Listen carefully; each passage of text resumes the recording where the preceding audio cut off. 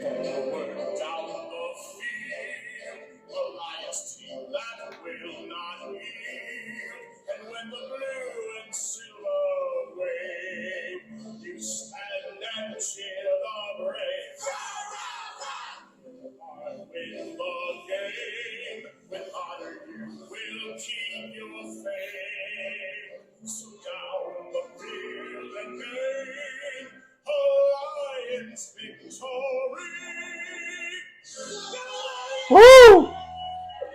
All right, everyone. Welcome back to Sports Flow with BK and Speaks. This week we will be recapping the Detroit Lions victory over the LA Chargers. Lions win into LA and ended up getting that 41-38 victory. Yeah, we sure did. It was an aggressive approach, but we got the job done, did we not? Yeah, we sure did. It was it was quite the shootout to watch. A lot of fun, high-scoring game, probably one of the games of the weekend here. All hands on deck for that victory across the board, from coaching to players. It was good to see the aggressive approach worked out for us this time around. Yeah, I mean, you got to love the fourth down calls. We'll get into that in a little bit here, but it's gambles that Dan Campbell does, and it's what we've built our name on. This is who we are now. It's what we're known for. I love it. I mean, it's unique, and the guys got some stones pulling it off like that. But he also does have one of the top offenses in the league. And we came out and showed it this weekend. I mean, this offense, when we're healthy, we can run with just about anyone. Yeah, I mean, our offense is top tier. Ben Johnson's doing a great job putting all the guys in the right positions to make the right plays, calling the right plays at the right times. And it was great to see, everything fall into fruition with, the game plan we put forward for this. Absolutely. And I think getting back to some full health here at our skill positions played a huge factor here too. I mean, we haven't had Gibbs with Montgomery healthy, with J-Mo on the outside, with St. Brown, with Laporta, all these guys being ready to go. I mean, this offense has a ton of versatility and big playability when all these guys are on the field. Yeah, the offense line was back on the field with their best five, and it powered the Lions to 41 points and 500-plus yards of offense. Taylor Decker allowed only 5 pressures, while Jonah Jackson surrendered 3 in his return to the lineup. And that's in terms of pressures created by the Chargers. And Penei Sewell, he's just doing his Penei Sewell stuff. For PFF, among NFL tackles, with 250 plus passing blocking snaps this season, Penei ranks first in pressures for QB, first in sacks allowed, which is 0. Incredible. First in QB hurries, only allowed 4, and tied for 4th with QB hits, allowed 1. That's high praise right there. Offensive line continues to get it the done. The trenches, baby. It's built in the trenches, and the Lions specialize in it. We have one of the top 3 offensive line units in this league. No question about it. You get Gibbs behind him with Montgomery with the 2 running back approach here. You get Gibbs' speed, outside ability to break it for the big run. I say that as Montgomery busted a 75-yarder this week. With personnel issues. With personnel issues. I mean, the guy continues to get it done. Montgomery's been a rock for us. Gibbs coming into this offense a little bit more.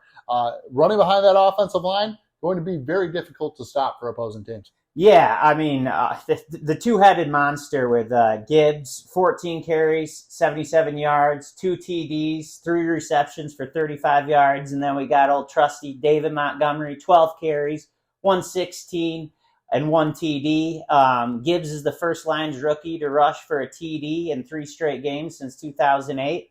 And the Lions have rushed for 200 yards in consecutive games for the first time since 1997, my man. It's the staple now. Yeah. It's who we are as a team. We're going to run it down your throat. We're going to run it. You better be able to stop it. Yep. And I got to point out, we're the Gibbs haters now. I mean, people were knocking him in the first couple weeks. He was just getting ready to go. Yep. Now he's ready to go. Now we're seeing this offense in full force. And watch out. This is one of the top units in the entire league. We can score with just about anyone. Yeah, hello, Jared Goff and Amon St. Brown. The 2 highest graded Lions players of the day had themselves one to remember. Goff threw for 333 yards, 2 touchdowns, earning his first 90.0 grade for PFF of the season. St. Brown was the top graded player of the day. He walked out of Los Angeles, went back home. He's from California. Hometown kid. Yep.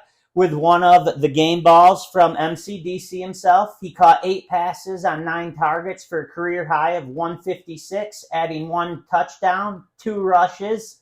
Goff had a serious praise for their connection, and it's clearly not slowing down with 4 straight 100-yard games for Son of God, baby. St. Brown has just been unbelievable for us this year. The guy's been easily, I think, one of the top 5 receivers in the entire game. And he continues to be the driving force in this offense. Yeah, so some stats about St. Brown. In year 1, St. Brown became the best rookie receiver in franchise history. Through year 2, he had more catches than anyone that young in NFL history. Now in year 3, St. Brown has already peeled off 4 straight 100-yard games, matching a franchise record held by the great Megatron. Wow. And has 7 800-yard games. That ties A.J. Brown, the animal over there in Philly. He has over 261 catches in his career, which leads everyone in his draft class. Everyone. And he knows every single one of those names. And his 2,894 receiving yards trails only Jamar Chase with Joe Burrow, former college teammates. St. Brown has caught 74.41% of career targets, which is 3rd best catch rate of anyone in NFL history who has been targeted with at least 100 passes in his first 41 career games. For a guy with such high usage rate, he's been targeted more than double any receiver on the team. His efficiency numbers are ridiculous. St. Brown has 6,100-yard games in 7-game span, becoming the first wide receiver to do so since the great Calvin Johnson once again. The guy has been a staple. I mean, since day one, he came in, he made an impression that rookie season, guy meant business. He's the driving force of this offense on the outside. It's absolutely phenomenal to watch him every week and the way he produces on a weekly basis. And another thing I have to, kind of point out here, and we're getting a little bit more of this Jameson Williams into this offense. Yeah. And watch out. I mean, his speed is starting to play a factor. Blocks, that block on the Montgomery he's where he needs to be. That speed letting down the sideline, baby. Montgomery said if it wasn't for him, he wouldn't have scored again. Yeah, and he's playing with a little grit on the outside. I mean, you can say it about all these lines receivers. Blocking has become mandatory out there, and them doing that has really led to this running attack, going through the roof with how productive it's been.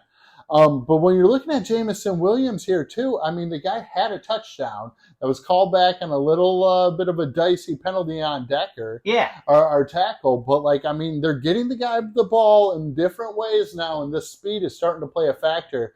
I really recommend to Lions fans that we just kind of settle down on the narrative with Jameson Williams and just let him get a little bit more game reps before we start to be too quick to judge here. Just like we were too quick to judge on Gibbs. Everyone, all these fantasy owners, so where's the production? Where's it? Just give JMO some time. I thought that was the best game plan that Ben Johnson's put together for JMO, and I thought it was very evident. Yeah, the big stats weren't there, but he did all the little things right, which gets you W's in the NFL. Absolutely. Yeah, I mean, he's getting into the dirty areas with the blocking, and he's becoming a nice little weapon here with just his presence. We got to talk about him, though, man. The 4th downs. Oh, baby. I mean, Dan Campbell does not care. If he believes in his guys, he's going for it on that 4th down. The 4th and 5 early on in the game where we'll run it down your throat. Yeah. Oh, David Montgomery's ready to go. We got a great offensive line. Let's see if we can get 5 here. The cojones on MCDC, man. It's unbelievable. He gets the 5 there, and then down the stretch, we get into that situation. We have a makeable field goal there, but we were going to give the ball back to Herbert in that offense for the Chargers that we just frankly could not slow down. No. And MCDC says, hey, you know what? I'm going to leave it in my guys' hands. We're going for it here. We're not giving the ball back.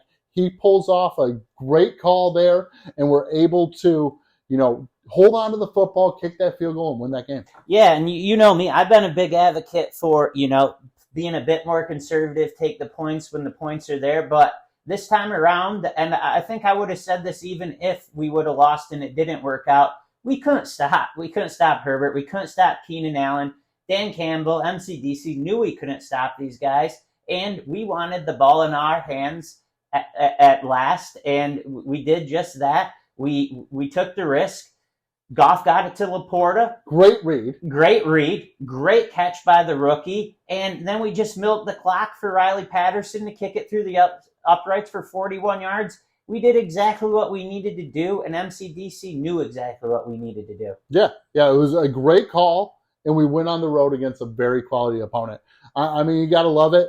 I think the offense still is running through Jared Goff. Goff has been the guy the entire year. He has been literally the most stable quarterback that we could possibly have right now, making all the correct reads, all the right throws in this system. He's really starting to gel with Ben Johnson's system here, and it's a lot of fun to watch. Oh man, I mean, having a 90, passer rating on the road in LA against it, and this isn't some slouch defense. We're talking about Bosa, we're talking about Mack. These are premier pass rushers. Derwin James. Yeah, and our offensive line. Goff said, "I don't even think I got touched." He got hurried 2 times, got touched twice. But for a quarterback to say that against those perennial of guys, that's high praise. Yeah, absolutely. And I think his performance is a direct reflection of how that offensive line is playing. Yep. They're keeping him upright. They're letting him have the ability to do these reads. He's making the correct decisions, but the offensive line is giving him the tools to succeed there. When Jared Goff has the time and he's not getting pressured, he's the top 1-2 top quarterbacks in the whole league, in my opinion. If you give that guy time, he'll make all the right reads, all the right throws, because he can make all the right throws, and he's a smart damn quarterback. When he gets pressure, that's when he gets a little bit rattled. But our offensive line is fully tuned back up, baby, and we're rocking and rolling. Yeah. I mean, can we re-sign the guy? I mean, I'm getting to the point where I think we have to start considering making. Well, I'm not even considering. We need to make Goff our franchise quarterback here. He needs to be our quarterback for the next 3 years here. He's proven it. He had a terrible team when he first started with us. We weren't ready yet. Now that we have a roster built around him, he's performing at an extremely high level, and it's time to get this done. I think he does deserve it. And, with our rushing attack and our offensive line and everyone gelling the way they are, that there's no such breaking up a good thing. No, not right now. It'd be crazy to talk about moving on from Goff with the way this offense is playing right now. I don't want to take 10 steps back. No, me either. Well, speaking of taking 10 steps back, the defense. Oh, my. I mean, Justin Herbert, the quarterback over for the Chargers, is no joke. And Keenan Allen, their wide receiver, was just killing us too. But, man, we could not stop them. No, we couldn't. Hutchinson, he finished with 3 tackles and a game-leading 3 quarterback hits, but it was the 4th straight game without a sack for the second-year defender. A lot of double teams. And that'll end once we get James Houston back, and he's trending in the right direction. But close. Pro Football Focus had Hutch with 6 graded pressures and ranked him as the 3rd highest graded defender behind Malcolm Rodriguez in a limited role because he was playing fullback as well. Our boy, Aleem McNeil, who delivered another impressive performance in the middle. So, I mean, those were the few good things besides one other good thing with our boy, the ball hawk, Kirby Joseph. Playmaker. He allowed 6 catches on 7 targets for 80 yards with no touchdowns. He also added that beautiful toe drag interception. But it was a tough day for the second-year safety, and Cam Sutton certainly had his lumps too. The veteran cornerback held his own in the first half, but finished allowing 6 catches for 9 targets for 88 yards and 2 touchdowns in coverage, one of which I think is bullshit. That was not pass interference where they got to go and we took them all the way down to 4th down again. But Herbert and Allen are one of NFL's toughest challenges for our defensive backs. Yeah, and nobody ever said that the Lions get good calls from the official. It's not really a thing that we deal with around here. But the point you make here is Kirby Joseph comes up with the biggest play of this game. Yes, he does. If he doesn't make this interception, this thing was going back and forth. This team, Lions score a touchdown, Chargers score a touchdown, Lions score a touchdown, Chargers score a touchdown. And Kirby Joseph comes up with one pick here that changes this entire game because the Lions get an extra possession and an extra possession in Chargers territory. Turned out to be the difference. It did. And Kirby Joseph has been a huge playmaker for us in the secondary. Yeah, I mean, Kirby Joseph is the first Lions player to produce at least 6 interceptions, 2 forced fumbles through 2 career seasons in the Super Bowl era since 1970.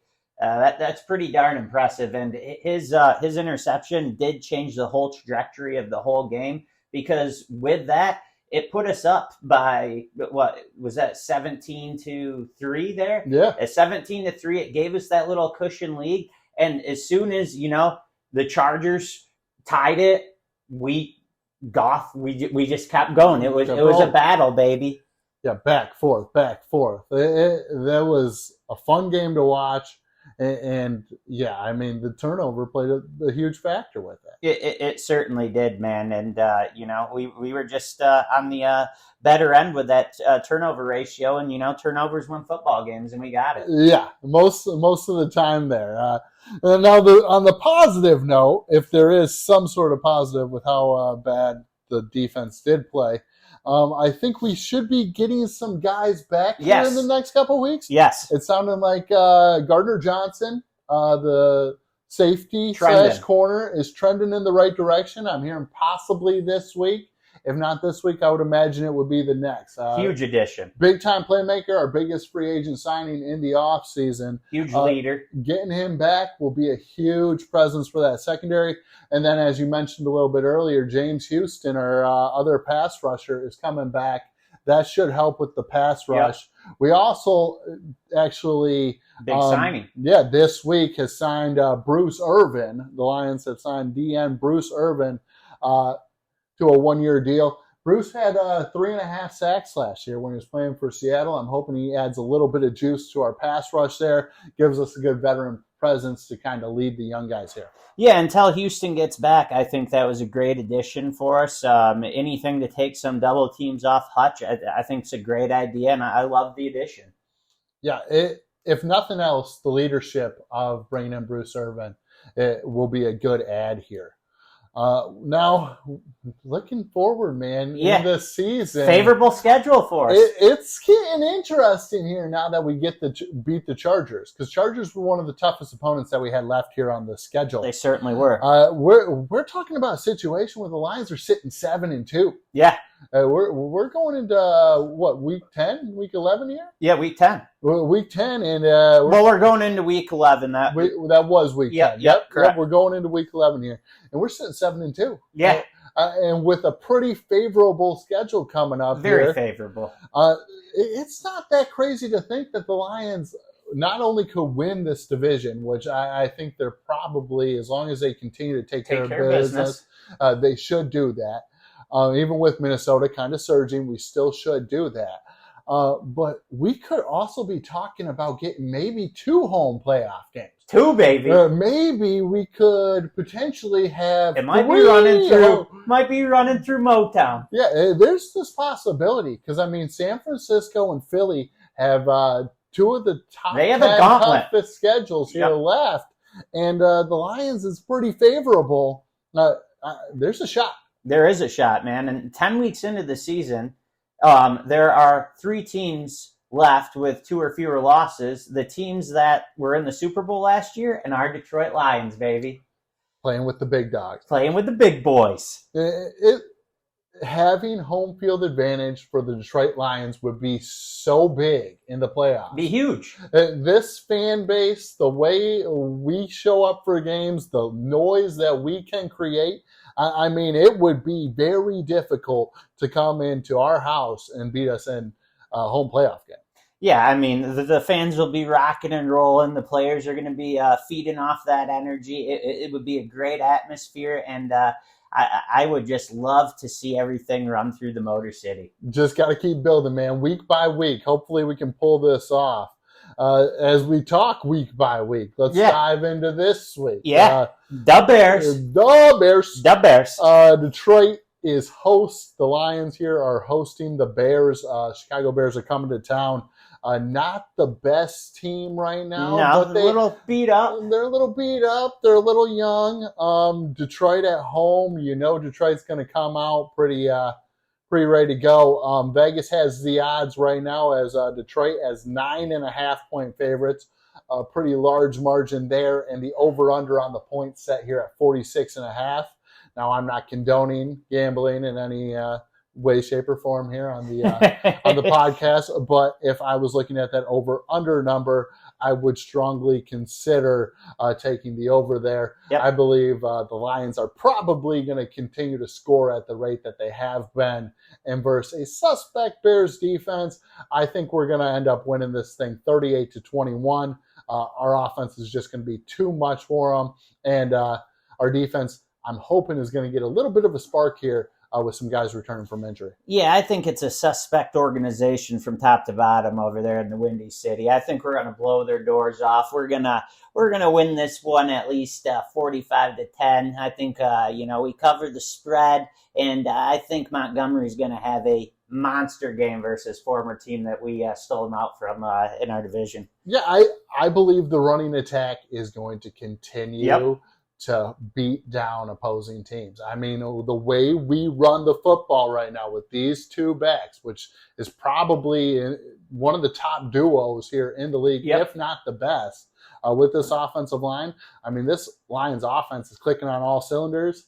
Woo, watch out. And you know what that running attack does? Opens up our beautiful play action pass that Goff's so fucking good at. Yeah, that's right. It's been a big part of our offense all year long with that play action pass. Hopefully we can continue to do it at the high rate. Yeah, and I think we will. And, with all that being said, we hope you enjoyed another episode of Sports Flow with BK and Speaks. Until next week, we out. Yeah, thanks for listening, and take care.